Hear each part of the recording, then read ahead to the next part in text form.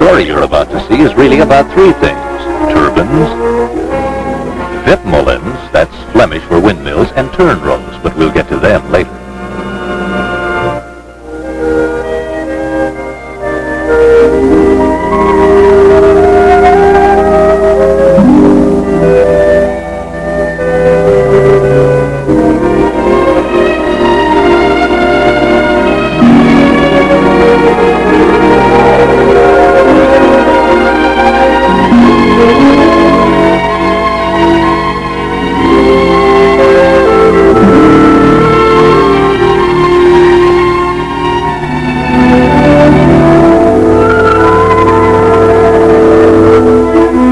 Throughout India and the Middle East, traditional headgear for men has been the turban.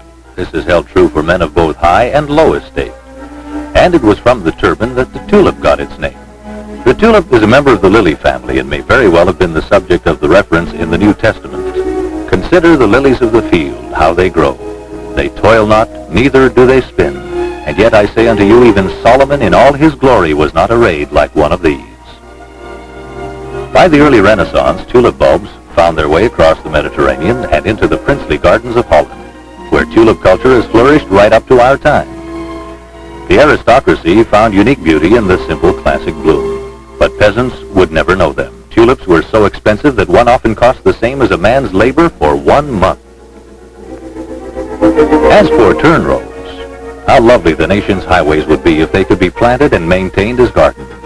In Newellton, Louisiana, a planter and some friends did just that, and the eye-catching tulip beds and shrubs became forerunners in America's highway beautification program.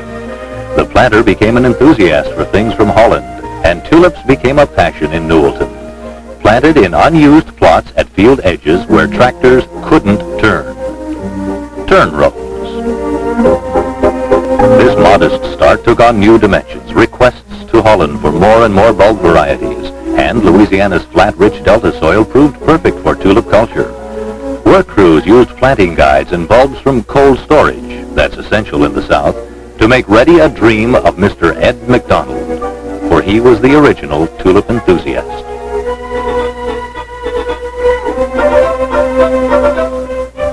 Some of the help worked for candy wages. Mr. Ed called on Dr. Warren Meadows of the LSU Agricultural Extension Service for expert advice with a view toward growing tulips in Tensas Parish, where thousands of tulips combined with windmills and effort might create jobs, beauty, and build an area's civic pride. And it happened. The Consul General of the Netherlands, Herbert van der Pol, officially opened the Dutch garden season, and with a snip of the scissors proclaimed what has grown into a major attraction in that part of Louisiana.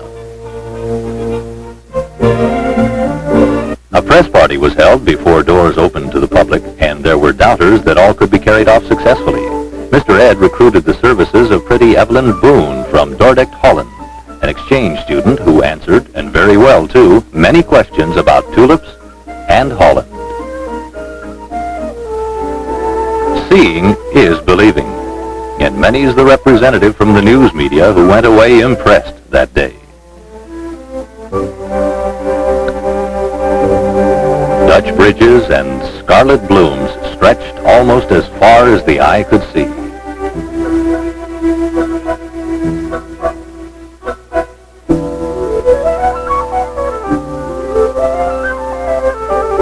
With press support, plans were laid for the opening day. And who could know what would be forthcoming? Some friends thought Mr. Ed's police precautions might be overdoing it a bit, but all had to be in readiness. A number of young ladies donned Dutch costumes for the occasion to serve as hostesses and guides. From crisp, starched coifs to dirndls, unfortunately the wooden shoes didn't arrive in time, but the village has plenty now. A little nourishment from imported Edam cheese, and they were ready to stand duty.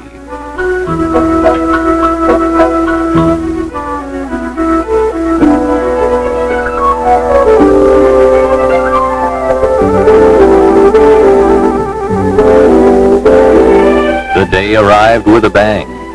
Police officers were kept busy handling the visitors and the cars.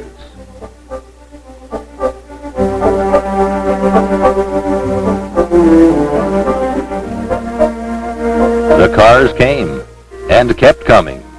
The only explanation was that these people were beauty-starved through the long winter and leaped at the chance to see a spectacular Dutch spring.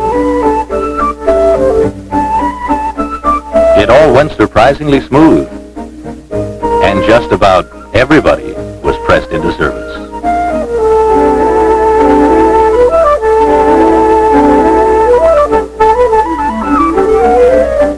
People crossed over, made their way into the gardens under the flags of Holland's provinces to see if the beauty of tulips and Holland was all that it was cracked up to be.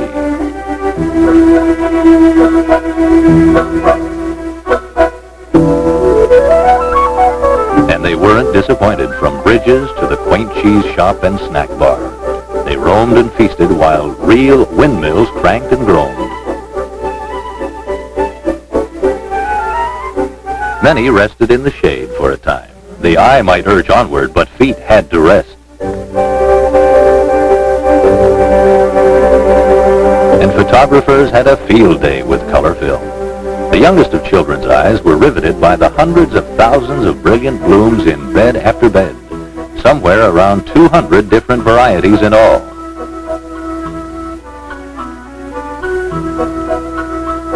The oldest visitor was Mrs. Annie Lawrence, 95 years young, and a resident of Vicksburg, Mississippi. She became an honorary burgomaster that day and did it in good spirit.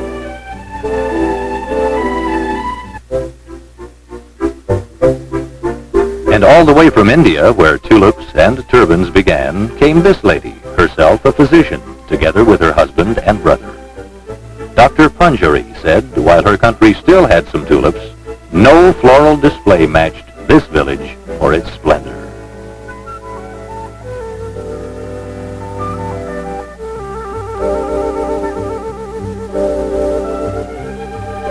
All day, windmills and tulips. The snap of the camera shutter. And bear in mind, tulips weren't supposed to grow in our warm southern climate. The joy echoed in the smiling faces of our girls, who made indeed a pretty picture. At least one found wooden shoes.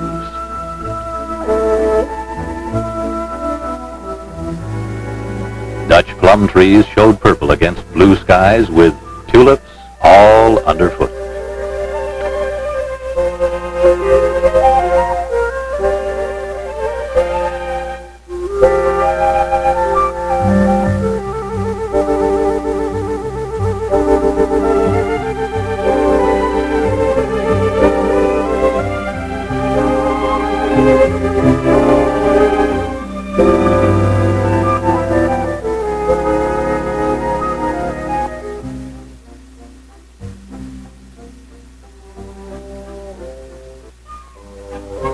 Grown-ups took the first merry-go-round ride before turning it over permanently to the children.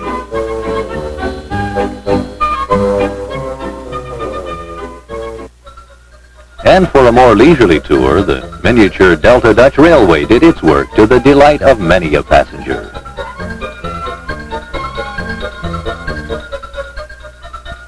Beautiful acres that stretched and stretched and stretched, each with different and distinct blooms.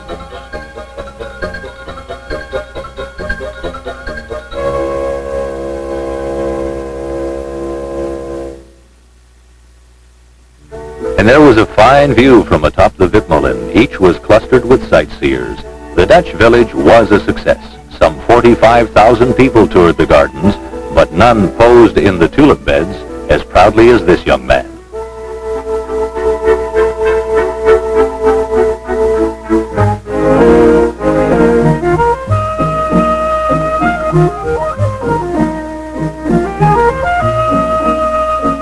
The visitors perused the gift shop selection and marveled at the flowers.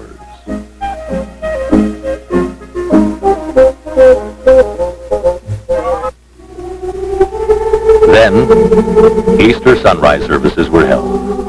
Virtually the entire population of this small town, full of pride, attended, and all denominations stood to celebrate the risen Christ. With